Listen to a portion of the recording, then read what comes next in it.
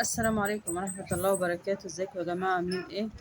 يا رب تكونوا بخير. النهاردة جاي لكم فيديو بسيط تقطيف الملوخية. هوريكم الملوخية، كمية الملوخية اللي احنا جايبينها الأول. شوفوا احنا جايبين الملوخية قد ايه.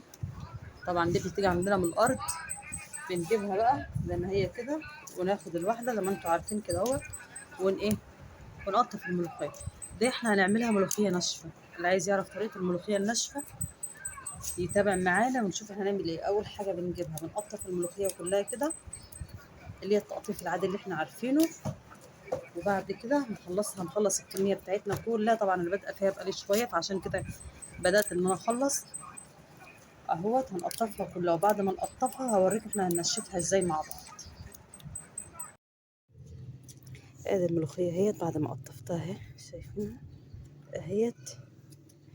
حطيتها بقى في الشمس على السطح اهو، اهوت، لحد ما تبدا انها تنشف معايا. هوريها لكم برضه اهيت بعد ما نشفت، لما كنت موريها لكم اهي. شوفوا، اسمعكم كده تبقى نشفت. نبدأ بقى ان احنا نفركها على ايدينا كده، ننعمها. تبدأي بقى انك تنعميها خالص. شوفي،